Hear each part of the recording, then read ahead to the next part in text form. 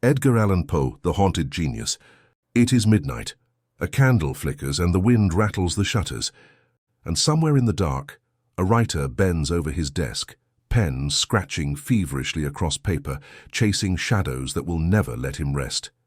His name is Edgar Allan Poe, poet, critic, and the master of the macabre. His tales of madness, mystery, and death reshaped American literature and gave birth to genres that still haunt us: horror, detective fiction, psychological suspense. But behind the words lay a man tormented by loss, rejection, and obsession, a soul who turned despair into beauty and darkness into art.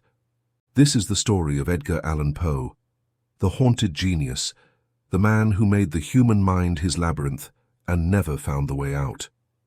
Edgar Allan Poe was born in 1809 in Boston to traveling actors David Poe Jr. and Eliza Poe. The theatre was his first inheritance, the rhythm of voices, the dance of illusion, the power of emotion. But tragedy struck early. His father abandoned the family and his mother died of tuberculosis before Edgar was 3. He was taken in by a wealthy merchant, John Allan, and his wife, Frances, in Richmond, Virginia. Though never formally adopted, he took their name, and with it a lifelong tension between privilege and alienation. Poe was bright, proud, and deeply sensitive. He excelled at languages, literature, and imagination, but he never truly belonged. He was both the cherished ward and the unwanted son. The death of his foster mother and constant conflict with his foster father left him restless and rootless, a pattern that would follow him all his life. Poe attended the University of Virginia in 1826, where he dazzled classmates with his intellect and scandalized them with his gambling debts. Cut off by Allan, he left school penniless and adrift. He enlisted in the U.S. Army under a false name, later entering West Point, but soon deliberately engineered his expulsion. By his early 20s, Poe had chosen his path to live and die by the pen. He published his first volume of poetry, Tamerlane and Other Poems, in 1827, followed by Al-Araf and Poems in 1831. They were works of youthful passion, filled with longing, loss, and the unreachable ideal of beauty. But they earned him little recognition. Poe's genius was still a storm-gathering strength, not yet understood, not yet feared. In 1831, Poe moved to Baltimore, where he lived in near poverty with his aunt Maria Clem and her young daughter Virginia. There he began to find his true voice, in prose. In 1833, his short story MS, Found in a Bottle, won a local writing contest, and his career began to stir. He soon became an editor and critic, known for his sharp intellect and sharper tongue. Poe was fearless in print, demanding precision, structure, and depth from writers who, in his eyes, too often settled for mediocrity. He was both admired and feared, nicknamed the Tomahawk Man for his ruthless reviews, but beneath the criticism was conviction. Poe believed that literature was an art of unity and effect. Every word, every image, every sound had to serve the emotional design. It was this theory that would guide his masterpieces.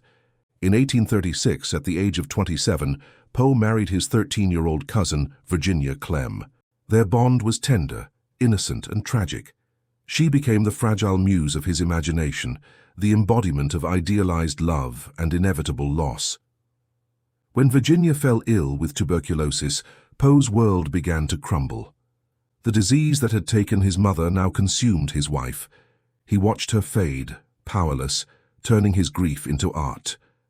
Annabel Lee, The Raven, Ligeia, The Oval Portrait, all are haunted by women who die young, yet live forever in memory. They are the ghosts of beauty, of devotion, of death. For Poe, love was inseparable from loss, a perfection always out of reach.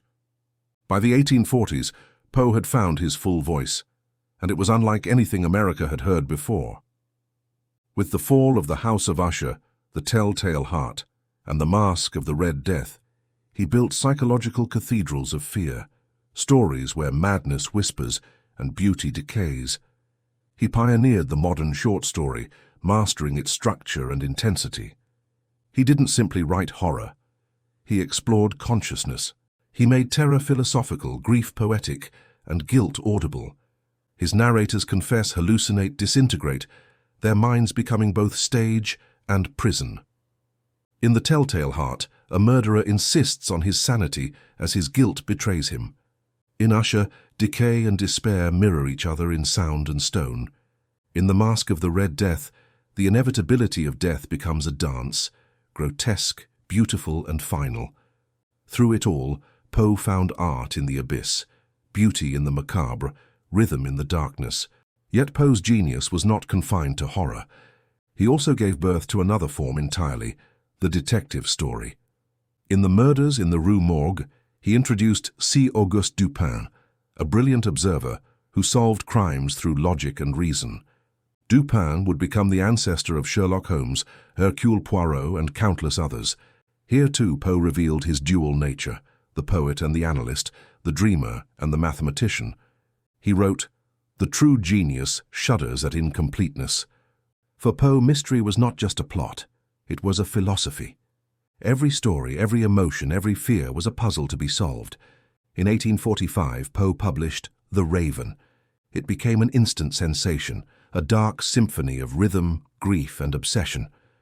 Once upon a midnight dreary while I pondered, weak and weary, the poem's hypnotic meter, haunting imagery, and refrain of nevermore captured the collective imagination. It was the perfect embodiment of Poe's theory of the unity of effect, every sound and symbol working toward one mood, unrelenting despair. He had achieved what he always sought, to make emotion itself the art form. But fame brought little peace. Virginia's death in 1847 shattered him. He drifted between cities, New York, Philadelphia, Richmond, plagued by illness, poverty, and addiction. He lectured, wrote essays, and dreamed of founding his own literary magazine, The Stylus. But it never came to be. His last years were marked by instability, illness, and mystery. On October 3, 1849, Poe was found delirious on the streets of Baltimore, wearing clothes not his own. He died 4 days later, at only 40 years old. The cause remains unknown. Like his stories, his death was an unsolved riddle, a haunting end to a haunted life. Edgar Allan Poe changed literature forever. He transformed fear into philosophy and sorrow into structure. He made the irrational visible and gave voice to what most men hide. He taught writers to see beauty in the grotesque, to find meaning in madness, to measure emotion with precision. His influence stretches from Arthur Conan Doyle to H.P. Lovecraft, from Baudelaire to Nabokov, from Gothic fiction to modern cinema. Every dark detective, every tragic anti-hero, every whisper of psychological horror carries his shadow. Poe once wrote, "Those who dream by day are cognizant of many things which escape those who dream only by night." He dreamed awake, and in doing so taught the world to see that imagination itself can be terrifyingly real. Edgar Allan Poe was not merely a writer of horror, he was a cartographer of the human mind, tracing its fears, its beauty, its endless depths. His life was brief, his suffering immense, his art eternal. In the silence between his words, we still hear the heartbeat beneath the floorboards, the rhythm of genius, grief, and revelation. He saw that darkness and beauty are one and the same, that the soul in its anguish can create something everlasting. Edgar Allan Poe was a haunted genius, a man who made the darkness speak. Please like, comment, share, and subscribe for more videos.